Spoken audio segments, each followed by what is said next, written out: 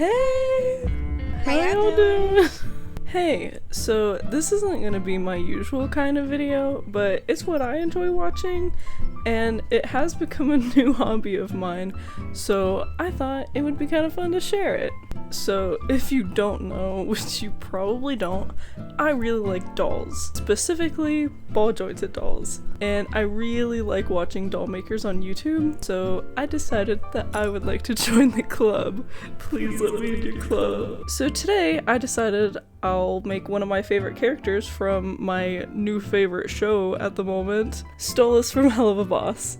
I have been wanting to make a doll video for a while, and honestly, I was 100% inspired by DiamondzaCraft on YouTube, who also made a Stolas doll using, I think, a Monster High doll, and it was amazing. She did such an amazing job. Her video is the reason that I even started this entire project, so shout out to her. Before we get into the video, I do want to preface by saying that I am a complete beginner. The two BJDs that I have back here that I have made and these back here are really the only experience that I have with ball jointed dolls. That's mainly because I can't afford real ones, and unfortunately I did buy these offline on AliExpress, so I'm not really proud of that, but they are my very first dolls I've ever made. Needless to say, I was a little worried going into this project. Which, speaking of, let's get into it. So I did 3D model this ball jointed doll myself, and I did my best to make his body look proportionate, and I was confused how many claws his freak-ass bird feet has, because some of the scenes he only has 2 claws in the front and like 1 in the back, and in other scenes he has 3 in the front. So I did what I thought would be more accurate and gave him 3. Anyway, I also gave him a magnetic face and 3 hand options, and I also designed him to be fully articulated, including his freak-ass bird legs. Honestly, if I was to remake this doll or like sell the files or something, I would want to like rework it and tweak a few things, but since this is a personal project, I felt like it was okay to ignore a lot of the mistakes and keep things how they are. But overall, I am super happy and really proud of how the whole thing turned out, especially since I'm brand new to 3D modeling. After I was finished 3D modeling, I went straight to printing. I used standard gray ABS-like resin mixed with a little white because it's what I had on hand, and it honestly turned out to be the perfect color. And I think in total I had 4 batches that I printed, and it took like 5 to 8 hours per print. So I spent like a week printing this thing, which was also a week of printing and cleaning and printing and cleaning and print. Obviously, I didn't record every single time I worked on a batch, but at least I got some nice crunchy ASMR of removing the supports.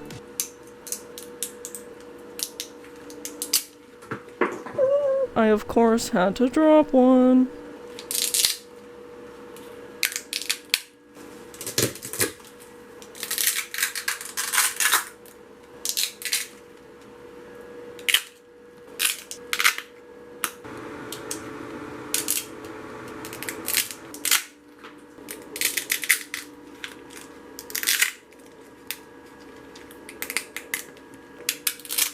When that was finished, I just have to cure them in my curing station, which kind of looks like a microwave.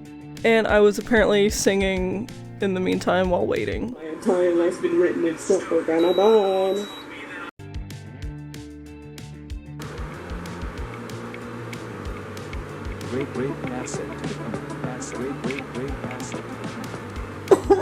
After a week of printing and sanding all of the pieces, I finally glued tiny magnets into the wrist joints, hands, neck plate, face plate, and lower back where Stolas' tail will attach.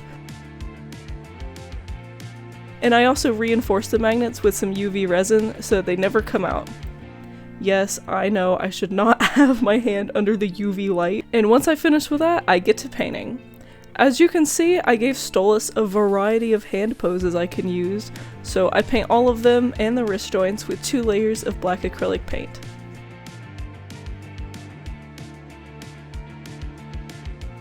I also paint his feet and shins all black, and then I give him a gradient on his forearms, and I paint that area where his bird legs meet his feathered leg on the knee joint. I honestly don't know what that's called, but I do 2 layers of all that, and I eventually extend his forearm gradient. And finally, I paint his face in a few layers of white. When all that painting is done, I seal everything in with 2 coats of a matte varnish so the paint doesn't chip or scratch. It does end up chipping and scratching in a few places, but we won't talk about it. Ooh. Oh.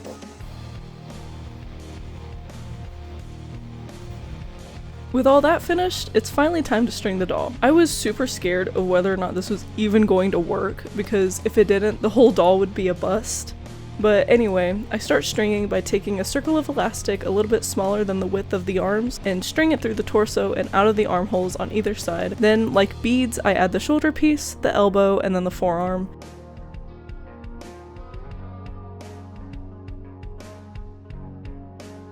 And securing the elastic temporarily with some paintbrushes. I then add some paperclip S-hooks I made and use them to attach the wrist joints to the elastic so everything stays in place. And with that, I can add the magnetic hands, and stringing the torso is done. I was pretty nervous about how I was gonna string the legs and make the legs work so that it could stand on its own. And if I was to make this again, I would do this part completely different. But what I did was I used a really thick metal wire and hooked them through the feet so that they could act as a really long hook for the elastic to hook onto.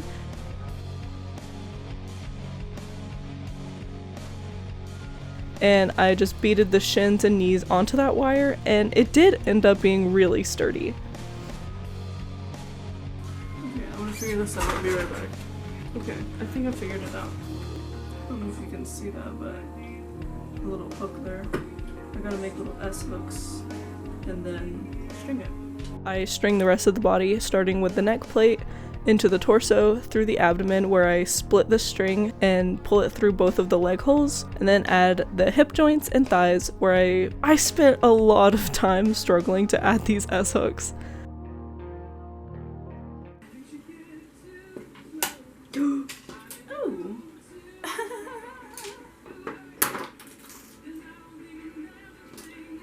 Bruh. The S-hooks will be what attaches the elastic to that wire loop that's in the leg, and it'll keep everything nice and tight and in its place. Well, I'm gonna do this and then be back. Oh my god. Look at him. It's Stolas. He stands. I honestly did not expect this to work. But like, he's got his stupid little bird legs and he stands. I mean, it takes some finessing to get him to balance, but now he can move on. Sorry. Now that all of the hard manual labor is done, it's time for the fun stuff, the eyes. So I used these doll eye molds and some craft UV resin that I dyed red to make Stolas' eyes. Super easy, probably the easiest part of this entire project. But I just fill the mold, use a lighter to pop any bubbles, and cure it. After I pop them out of the mold, I fill in the negative space that's usually meant for the iris and pupil with some more of the red resin, so it's a full half circle. Bruh. This is not safe, there's resin. Afterwards, I top them off with an extra layer to make it domed. We have a visitor.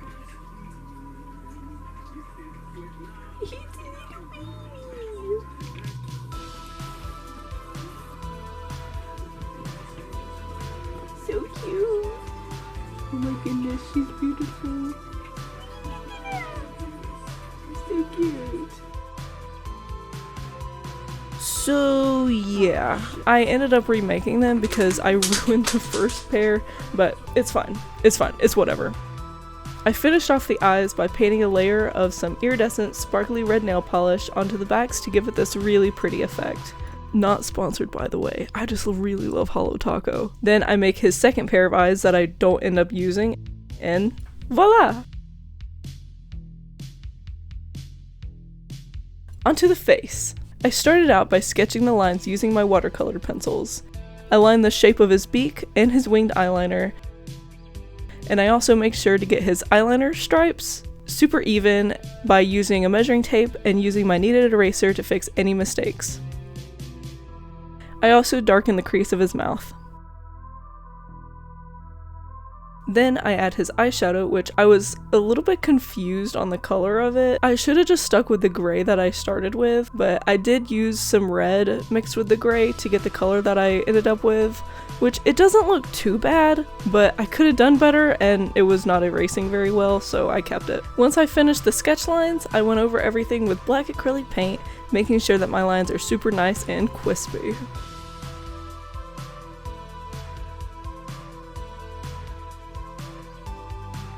I also spent some extra time on the eyes to make sure the eyeliner is even, unlike on myself. But, unlike on my own face, I can use an X-Acto knife to scrape off some of the paint and hope that the paint underneath doesn't come with it.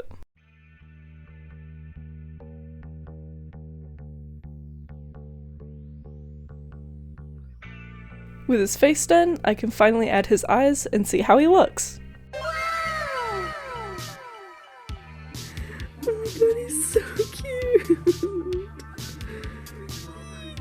And now onto one of the hardest parts of this entire project, his hair. So I didn't make a wig for Stolas because I didn't know how that would really work with his magnetic face and the fact that his feathers cover his whole head and neck. So I ended up just gluing all of the wefts directly onto the head of the doll. So I start at the nape of the neck and go around the border to get all of the edges so that when I add his face, it looks like his hair is growing outwards from it.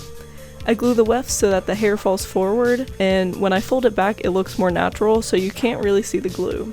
It also adds volume for his slick back look. I just fill in his head weft by weft until he's got a head full of hair. But, just my luck, my camera decided to die before I could finish, so the styling of his hair has been recorded on my phone, so I do apologize for the drop in quality. Also, if you see the unpainted face, it's because I did his hair before I painted the face, and it made more sense for the layout of the video to have the face and the eyes done back to back, So I start styling by taking the bulk of his hair at the back of his head and cut it to the length I want it to be. I don't worry too much about how this section looks because the outside layer of his hair is going to be what makes it look stylish. But I go section by section using a cat brush to brush it out and cut it to length. This was a very tedious process, but it was so worth it in the end. I for some reason didn't film it, but to finish off the wig, I just used some hairspray and water to set the hair in place and style it, like giving it the finishing touches. Making sure that he has his voluminous bumped up slick back and the back of his hair ends in a tall point. And I think it turned out awesome, as you can see by my reaction.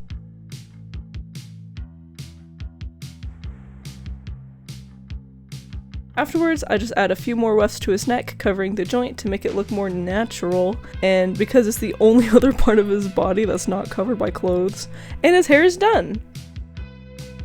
Oh yeah, while I had my wefts out, I made his tail feathers off cam, but honestly, I don't really like how it looks, and it was also a super annoying process. So I don't want to remake it, but if I were to remake it, I would probably use wig hair instead of yarn wefts. In the end, I also just added a fabric loop and glued magnets into it so that it can attach to the doll when it's done. And finally, the time we've all been waiting for, his outfit! So instead of that fuck-ass romper that we see him in daily, I decided that I was going to make his elegant, extravagant outfit that he wore in Apology Tour. Because, oh my god, it is my favorite outfit that he has ever worn. Like, come on. That cape? It would be my favorite outfit. Come on, look at me. Anyway, in order to make his outfit, I need patterns, right? So, of course, I make my own by covering Stolas in some plastic wrap and masking tape.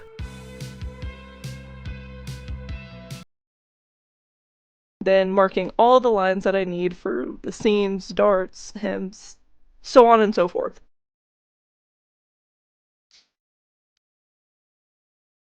And after cutting it off the doll, I transfer the pattern to paper so I can make a mock-up. The mock-up turned out great, and I was able to make adjustments here and there for the final fit, and the tail can still magnetize to the body perfectly.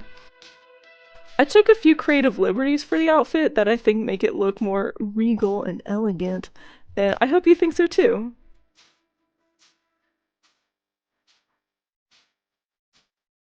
And with that, I can finally start with a shirt. I used the fabric of this really pretty shirt that I found because I thought it really fit the elegant vibe. I traced my pattern pieces onto my fabric and cut them out. And of course, I just had to be interrupted.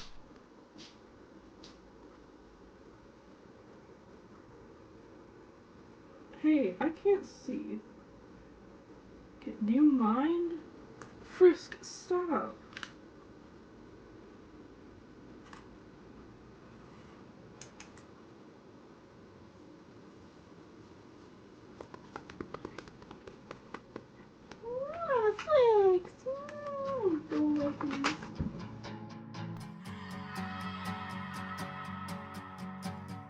Bro, do you mind?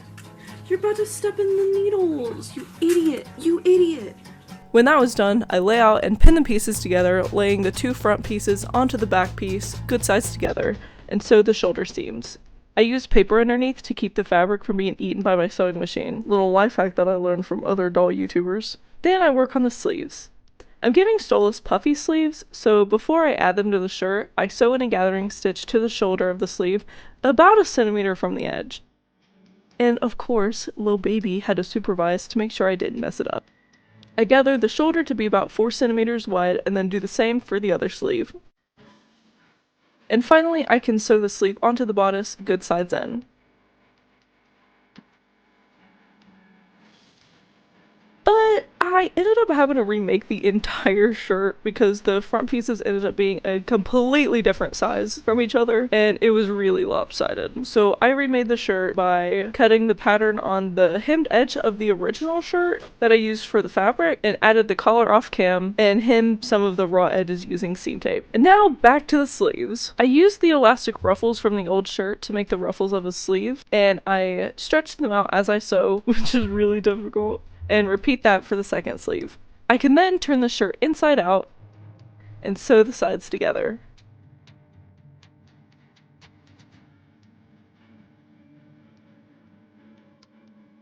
I do that on both sides, and then I just have to trim the excess fabric. I try the shirt on the doll, and it looks nice! I then just add a Velcro closure to the front using seam tape, and the top is nearly done!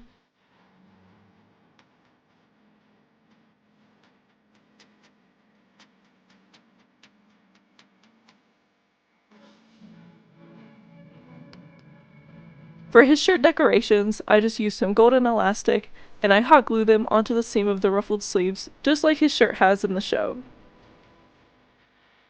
Then, to make his button on the front, I take some foil paper and I cut tiny little circles from it. And using one of my half-circle gem molds, I pour some UV resin into it and add the foil paper on top, and it gives me this really cool effect. I did remake the button, and I used the same technique as I did for the eyes, which was painting like a gold sparkly nail polish onto the back of it before I added the foil paper, and I think it gives it a more elegant and cohesive look to the rest of the doll. And finally, I just hot glue it to the front of the shirt, and the shirt is done! Onto the pants. So, same thing as the shirt, and honestly all of the pieces for this doll. I just trace and cut out the pattern onto some thick, stretchy black fabric. I also mark the darts using some chalk and fold the pants in half in order to sew them along the line. And we have a nice dart. Now we just have to do that to the rest of the pants. And we have all of our pieces. I honestly think that adding the darts to the front and back of the pants make it look more rich. Kind of makes it look like church pants, honestly. I start off sewing the pants by putting the two front pieces together and sewing that center crotch seam, and then doing the same thing for the two back pieces.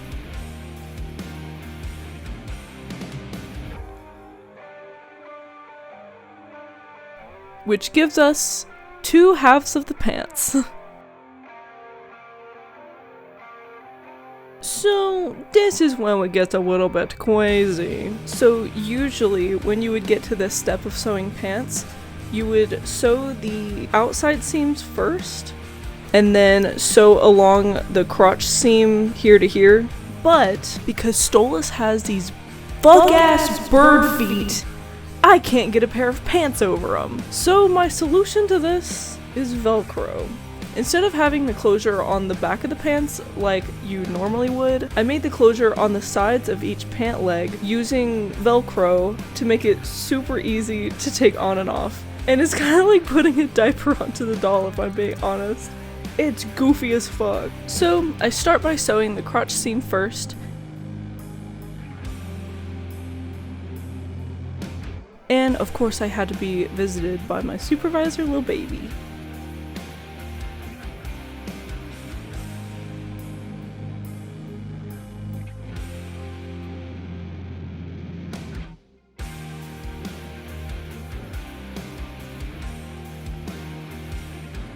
Hell yeah, look at that seam.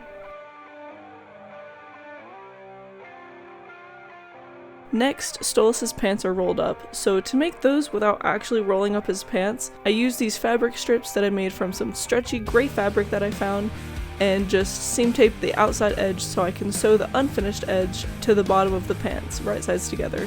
And it kinda looks like his pants are rolled up. I don't really care. Then I fold over the edges of the front panels and finish adding Velcro to one side of the pants.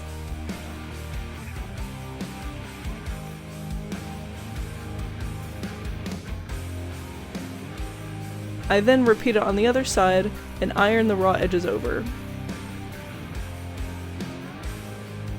And I measure the Velcro in sections and iron them on using some more seam tape. This entire project at this point starts becoming seam taped together, so just be prepared for a lot of seam tape.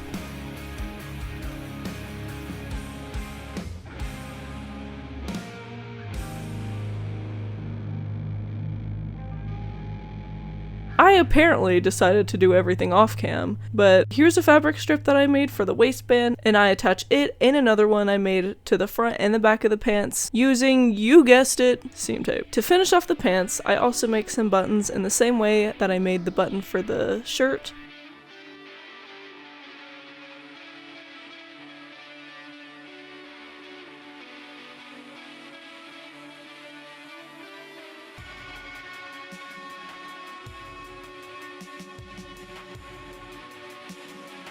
And while I have everything out, I also make the gem for his cloak using a bigger gem in my gem mold. Now I just hot glue the buttons onto the pants and they're done! I think they turned out really cool, and the darts really make them look rich and classy. I honestly should have darted the knee area to avoid these creases, but I got lazy. And now, moving on to his cravat. The fuck? I did not feel like trying to figure out what kind of cravat that he has, and I also didn't want to learn how to tie a cravat in doll scale. So I instead just used a small fabric square that I cleaned up and ruffled together the top edge. Then I take a long strip of fabric and clean up the raw edges. I also iron the edge of the ruffle so that I can glue the strip into the fold of the square so that it gives it the illusion of it being tied without actually tying it. I finally try it onto the doll and mark where I need to cut the excess to attach the Velcro closure. In the end, I do make the strip thinner, I think, but that was off cam, just like everything else I do. And I try it on and it looks really nice tucked into his shirt. Exposure goes crazy in this clip. Alright, everybody repeat after me. Cloak time, cloak time. Cloak time, cloak time. It's timely!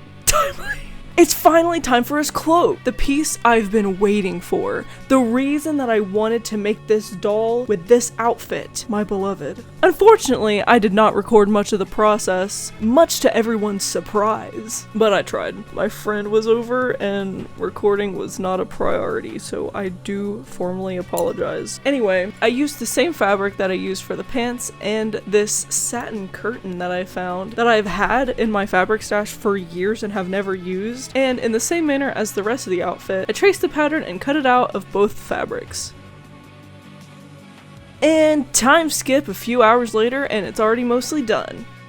And for this bottom edge, I cut little notches around and glued them down, and I just cover it all with a strip of black fabric in the same shape. And using that technique, the hem of this cloak looks super cool. I then glue the notches for the shoulder by taking one side that I cleaned up and seam taping it on top of the other side. Afterwards, I can start on the collar.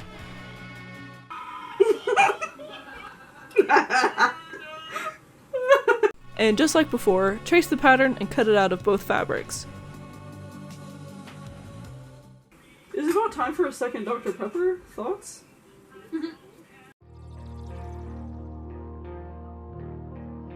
I also cut out some edge strips just like I did for the bottom of the cloak. And, to no one's surprise, I seam taped the entire thing. First attaching the lining piece to the outside piece and cutting the excess.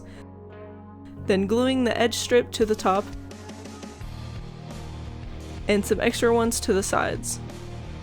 Now I just have to attach the collar to the rest of the piece, so I clip it on and sew it in place. Then I just glue the seam allowance down to make it lay flatter, and I also iron on a lining strip to hide the seam allowance. And so far, so good. Now I just use these folded over ribbons and glue them onto the inside of the cloak so that I can add the magnets for a closure, and of course, I do all of this completely out of frame. But at least it can securely open and close. Emily, that's gonna go viral.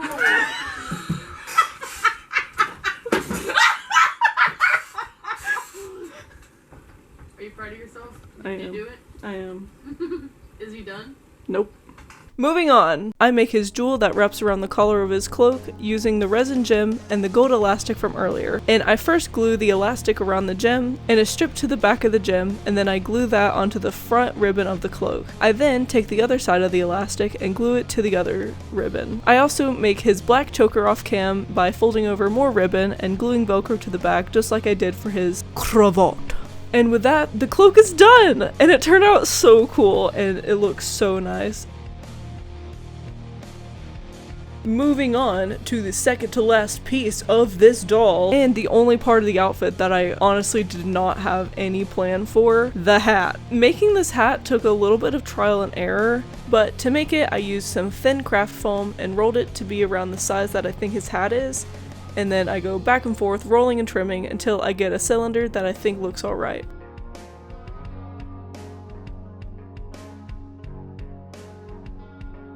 I cut off all the excess and glue the seam together using tape on the inside to catch the glue and keep it from coming apart.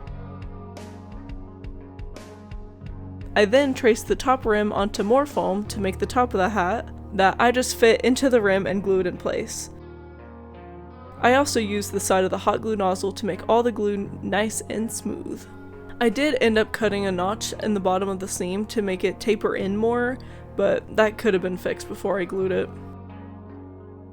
And for his hat feathers, eyebrow feathers, I don't know what these are. I cut the shape out of foam and temporarily glue it to the center front of the hat. I also make a pattern of the golden crown that's on the front so that I can cut it from the same gold foil paper that I used earlier.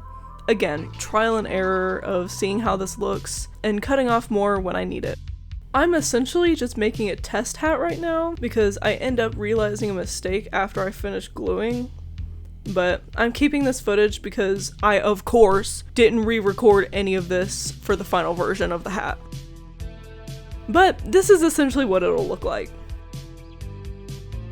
So the mistake was that I forgot that I was going to cover the hat in the same black fabric that I used for the pants and the cloak. So I glue it all around the base of the hat, cut notches around the rim, and glue them down around the top. And now I just cover that with a fabric circle and I just use a lighter to burn the raw edges. And here I've glued on the final golden crown and a different base for his feathers that I made in the same way as his hair. I just glue them onto the hat, starting on the sides and working my way to the center. I honestly should have kept the original form base that I had made before because this one's a lot thicker and it doesn't really look right, but since recording this I have trimmed the top of it, but it really didn't make much of a difference. You'll see it in the reveal photos. But for the center part, I take 2 unglued wefts and glue them to either sides of the center. Then, using my tweezers and some PVA glue, I shape it in place so as to not have any visible glue edges. And in the end, I just use more of the PVA glue to lock in all of the hairs of the wefts. And boom, I styled it and added magnets all off cam, as per usual. Yeah, so I just glued a strip with 2 magnets to the inside of the hat and corresponding magnets to the top of the head hidden away in his hair. Which honestly, kinda big brain for me to do, because otherwise the hat would just fall off. And now I can glue his second eyes that I remade using a different shape gem mold. And the hat is finished! And it's so cool that I don't have to worry about ruining his hair with clips or something because of the magnets. And it looks so cool with his hair. Now, technically, the doll is done, but who is Stolas without his grimoire? So yeah, I'm also making his grimoire, which I also didn't plan for, which in theory is really easy to make, but knowing me, I had to remake parts of this book twice. One of which took hours upon hours to do the first time, and I had to redo it. Anyway, enough yapping, let me show you how I did it. I start off by printing the design of the book onto some paper, and I gave myself 3 tries, and I still had to reprint it. And I also print a sheet of the book color for the inside lining. I cut everything out of the printed paper and some craft foam, and I start by cutting strips out of the foam to make the spine of the book and to make it easier to bend. This is kind of satisfying to watch. And of course, my sister must distract me with her TikToks. It's like I'm trying to... To attach the paper to the foam, I spread some PVA glue onto the foam and glue on the blue lining. I do this for all 3 lining pieces, and then I just glue all the edges over to make it look nice and neat. And the lining for the book is done.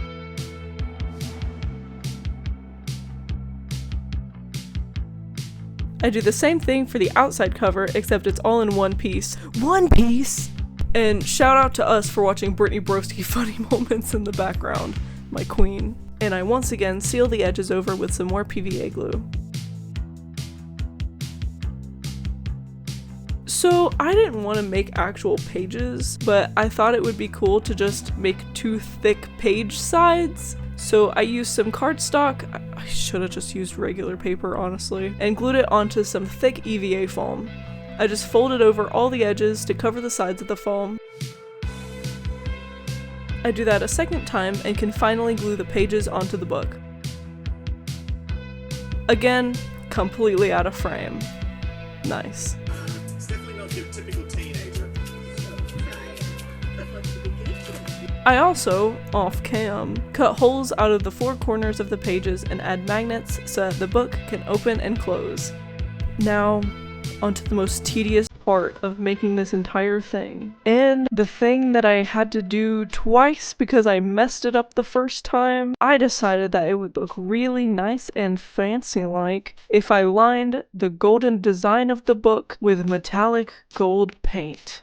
Which I was right about. It does look really nice, and it was totally worth the hours that it took. But I digress, look at that shine.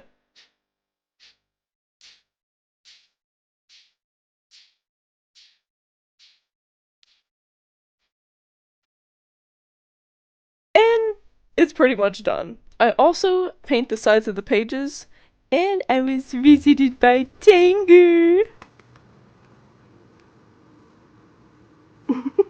Tengu. And using my creative liberties, I thought it would be funny to, instead of adding the actual pages of his grimoire, I thought it would be funny to draw a little Blitz tribute onto the pages with the lyrics from Mastermind. Anyway, days later, I realized, as I'm in the middle of editing this video, I realized that I forgot to add the gemstone on the spine of the book, which is like the biggest detail of his entire grimoire. I can't believe this. But I just hot glued on and the book is done!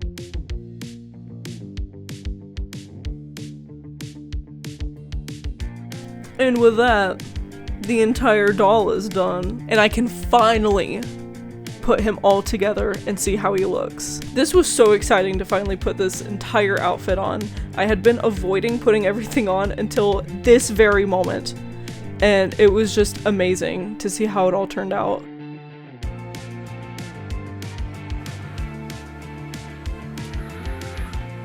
Although I did, however, almost forget to add his tail feathers at the end. And so, Stolas is done, but that's not all. See what I added. It's so His eyes glow! This is probably the coolest part of the whole thing, but it is just fairy lights bundled up inside his head. And you probably saw the battery pack attached to his back while I was dressing him, but for something so simple, it makes the doll look so cool. So with that, my Stolas ball jointed doll is finished, and it is now time for the reveal photos.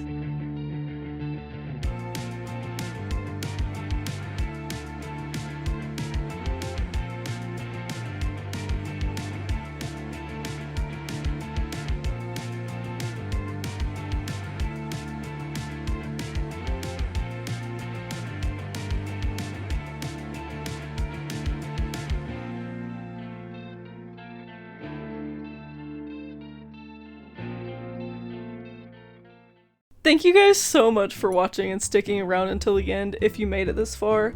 I know this was a really long video, but if it's not your vibe, I respect that. Dolls aren't everyone's cup of tea. But anyway, let me know if you enjoy these kinds of videos, and also let me know what characters you'd like to see me make next time. Or if I should continue making dolls and if I should die and burn my resin printer. I think I might be doing a commission of a Hazbin hotel character sometime soon, so let me know if you'd like to see progress of that. But until then, thank you so much for watching, and I'll see you next time. Goodbye! Say goodbye, Stolas! Goodbye! My boy.